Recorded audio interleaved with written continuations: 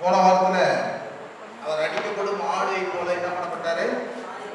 வாய்க்கிறானுக்கு சத்தமிடாத இருக்கிற ஆட்டை போல என்ன பண்ணாரு? இருந்தா என்று சொல்லப்பட்டது. அல்லேலூயா.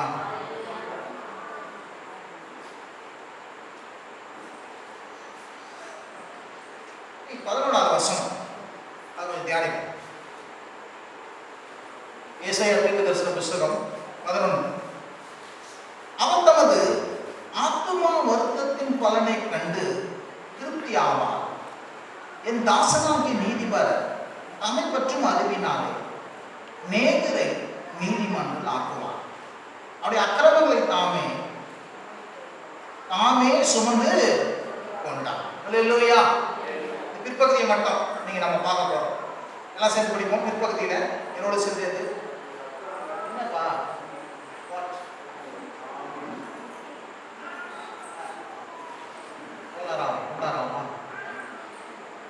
எல்லாம் சேர்த்துப்போம். எல்லாம் வேதத்தை கொண்டு வந்துட்டீங்களா? ஸ்கிரீன்ல இருக்கட்டும். வேதத்தை கொண்டு தாசனாகிய அது சேர்ந்து படிப்போம்.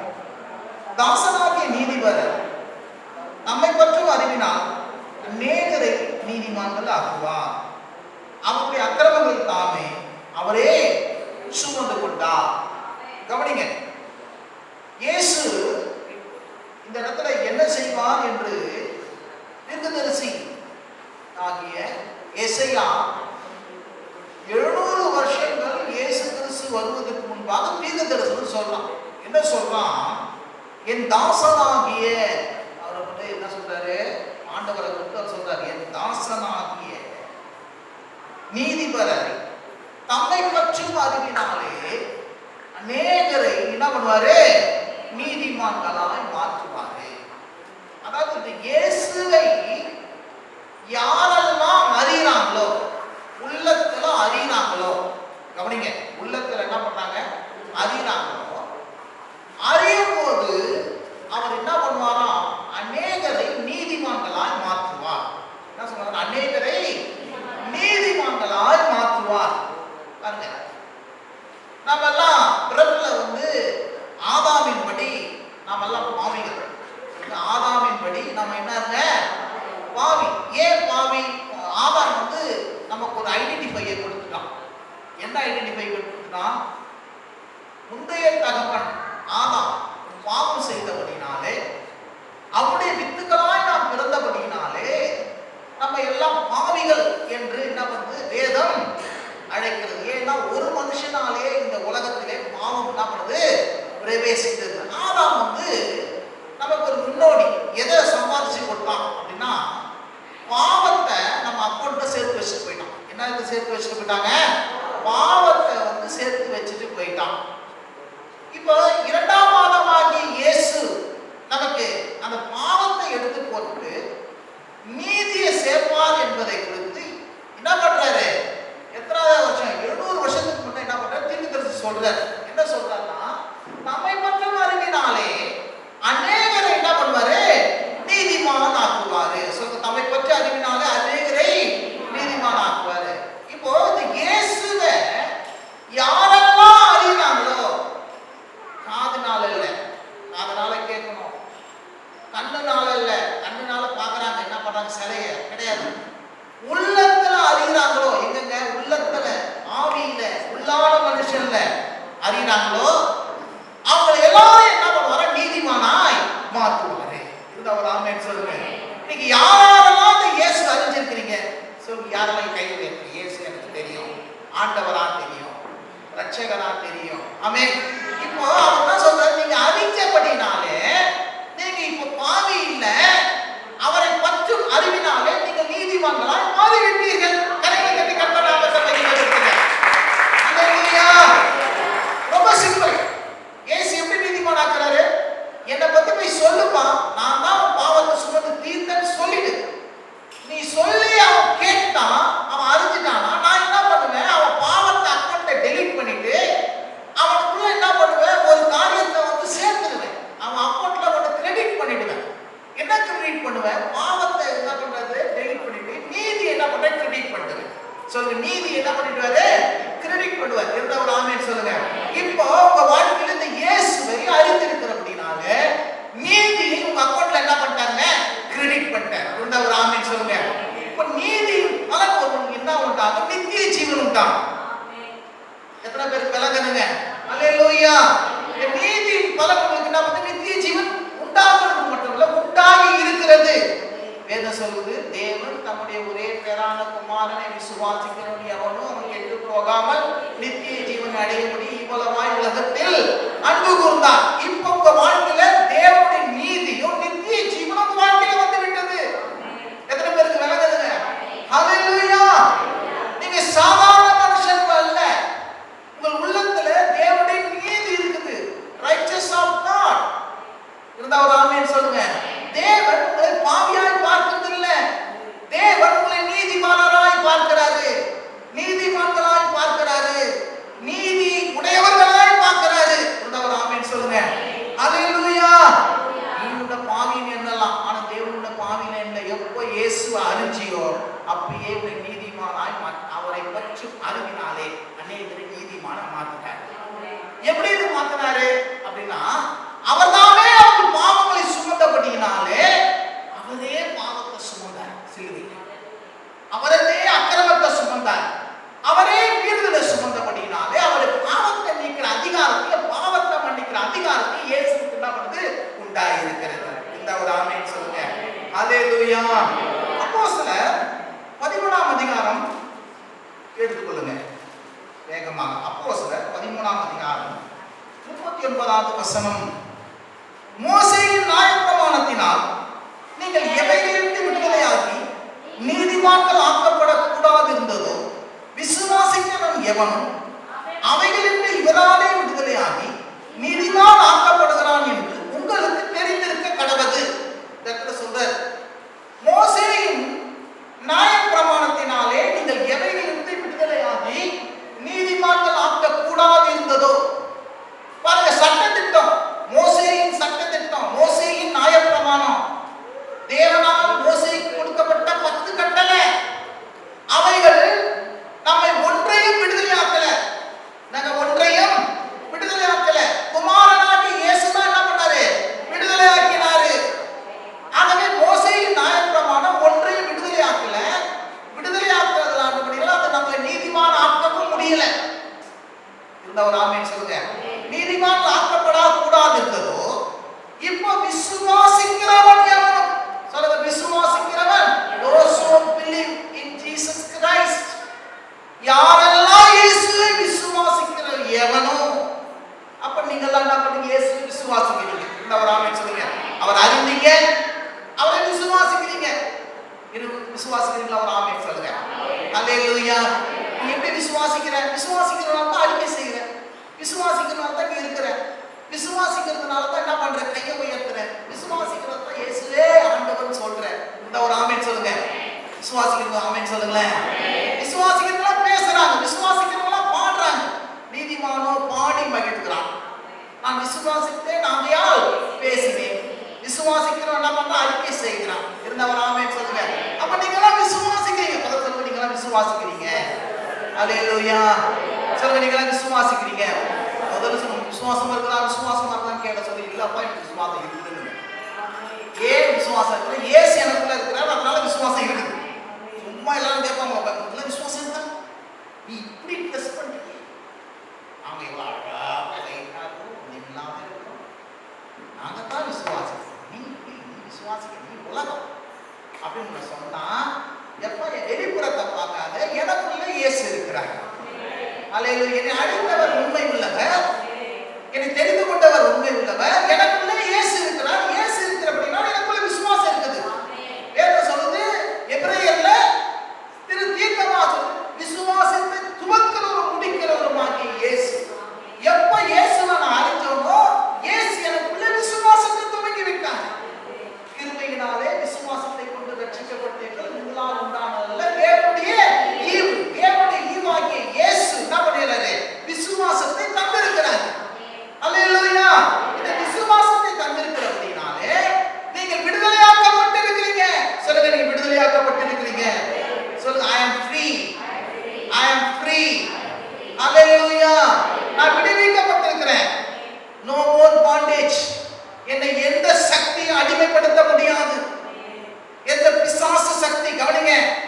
possess me.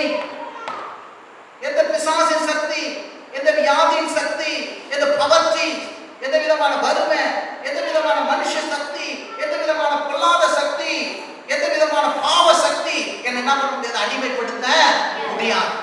நான் பாவத்துக்கு அடிமை இல்லை, நான் இயேசுவுக்கு அடிமை, நான் நீதிக்கு அடிமை. இருந்தவர் ஆமென் சொல்லுங்க. ஹல்லேலூயா. இப்ப நான் நீதிக்கு அடிமை ஆயிட்டேன், என்னை விடுதலை ஆக்கிட்டார். என்ன இயேசு என்ன பண்ணாரு, என்னாலே நான் நீதிமான் ஆக்க முடியல, அவரே என்னை என்ன பண்ண நீதிமானா மாத்திட்டார். இருந்தவர் ஆமென் சொல்லுங்க. ஹல்லேலூயா. நான் ஏன் சொல்றேன்னா, எவ்வளவு எவ்வளவாய் உங்களுக்குள்ள ரைச்சஸ்னஸ் உணர்வு உங்களுக்குள்ள மேலோங்குதோ, நீதியின் உணர்வு உங்களுக்குள்ள வருதோ, குற்ற உணர்வு உங்களை விட்டு போயிடும். ஹலோ, குற்ற உணர்வு உங்களுக்குள்ள போயிடும். அக்யூஸ், விசாசமா, நீ சரியில்லை, நீ சரியில்லை, நீ பாவி, நீ பொல்லாத, ஒழுங்கு இல்லை, இதுதான் குற்றச்சாட்டினே இருப்பான். இயேசு சொல்வது இல்லை, நீ நீதிமான், நீதிமான், நீதிமான், தேவனுடைய பிள்ளை, உன்னை அடைச்சேன், நான் சுத்தப்படுத்தினேன், உனக்காக ரத்தம் சிந்தினேன், உனக்காக பாடுபட்டேன், நான் உன்னை நீதிமான் ஆக்கி இருக்கிறேன், நியாயப்பிரமாண நீதிமான் ஆக்கல, நான் உன்னை நீதிமான் ஆக்கிட்டேன். இதுதான் ஒரு ஆமென் சொல்லுங்க. நான் உன்னை விடுதலை ஆக்கிட்டேன். எத்தனை பேர் விசுவாசிக்கிறீங்க? ஹல்லேலூயா.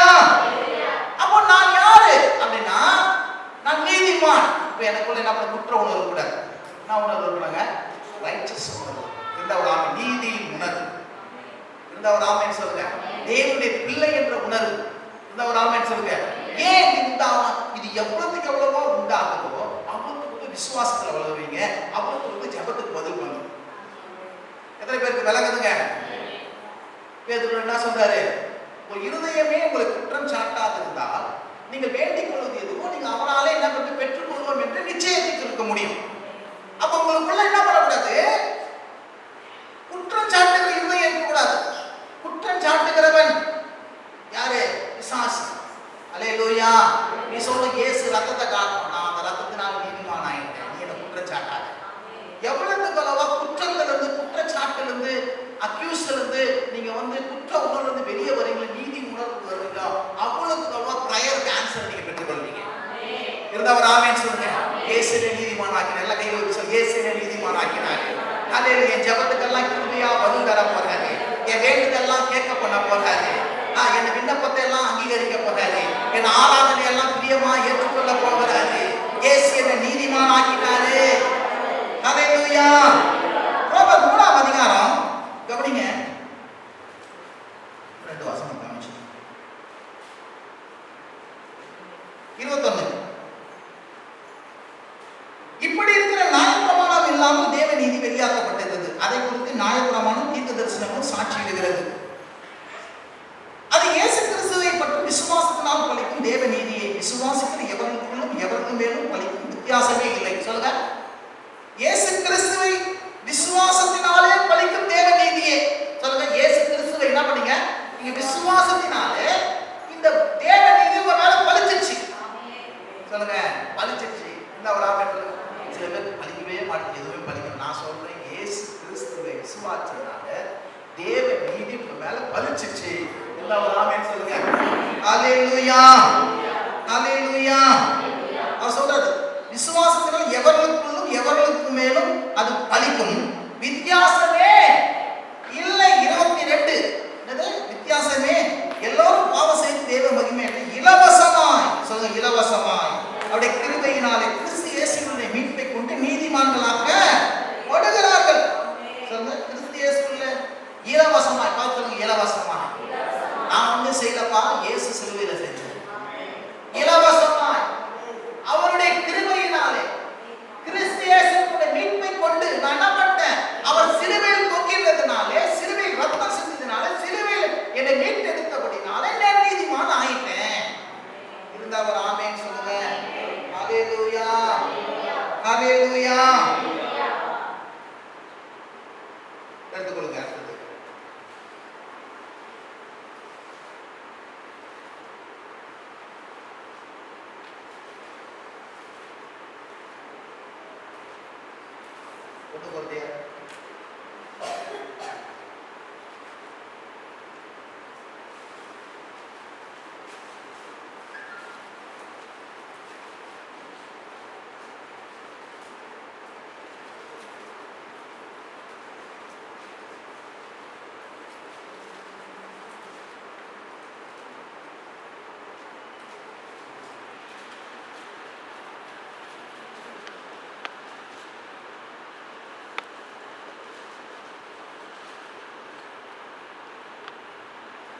2 கொரிந்தியர்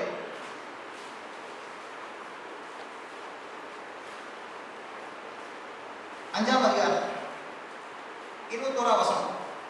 2 கொரிந்தியர் 5ஆம் அதிகாரம் 21ஆம் வசனம் எடுத்துக்கொள்ளுங்க.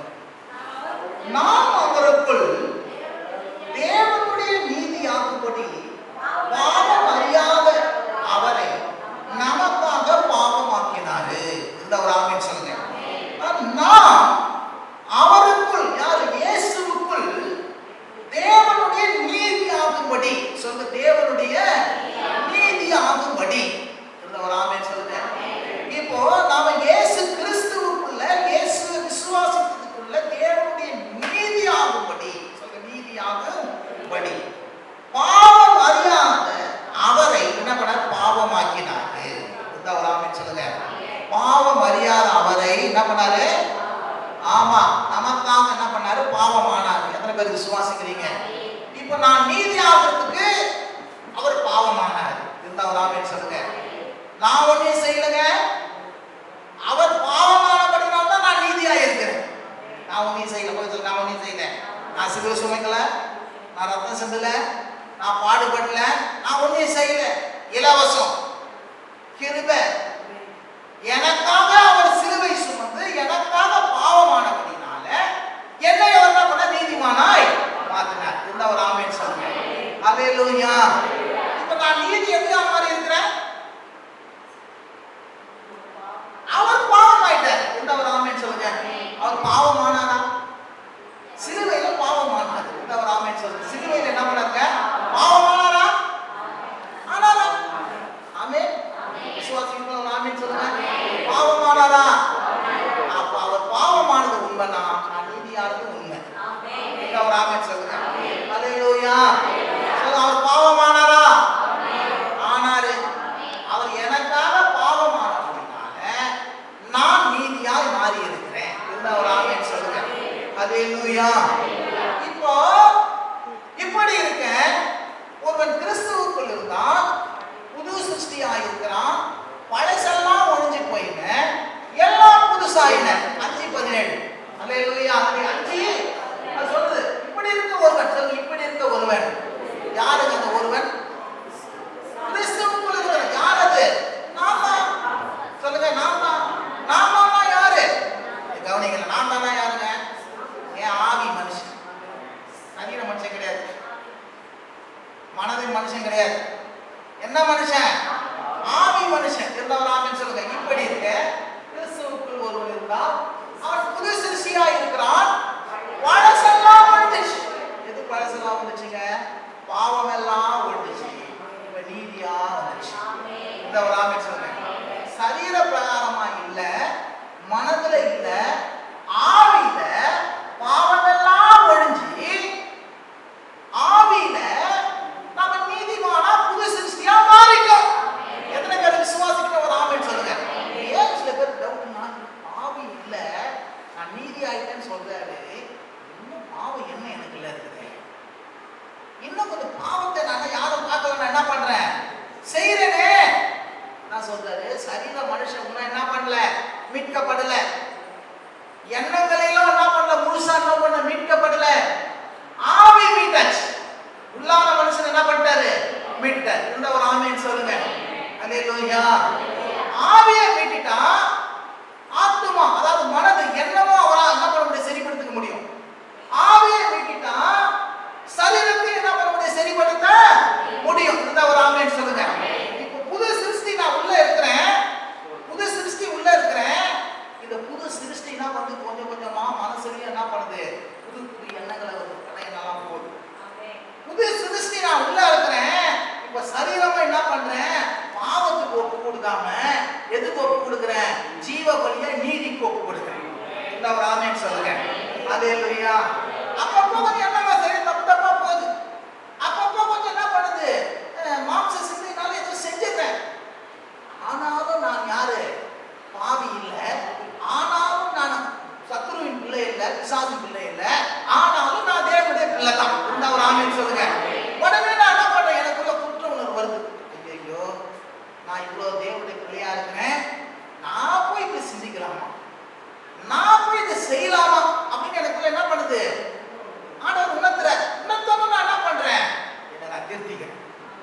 இருந்தா ஒரு ஆமென் சொல்லுங்க. என்ன நான் என்ன பண்றேங்க? திருத்திக்கிறேன். இருந்தா ஒரு ஆமென் சொல்லுங்க. ஹalleluya ஹalleluya. நான் நீதிமான். அந்த நீதி கொஞ்சம் கொஞ்சமா மனசுல வரப்போகுது. அப்படியே என்ன பண்ணுது? அப்படியே ரோமர் 8ஆம் அதிகாரத்துல நான் அப்படியே மாம்ச சிந்தை மரணம், ஆவியின் சிந்தையோ நீதியும் ஜீவனும் சமாதானம். நீதி கொஞ்சம் கொஞ்சமா என்ன பண்ண போகுது?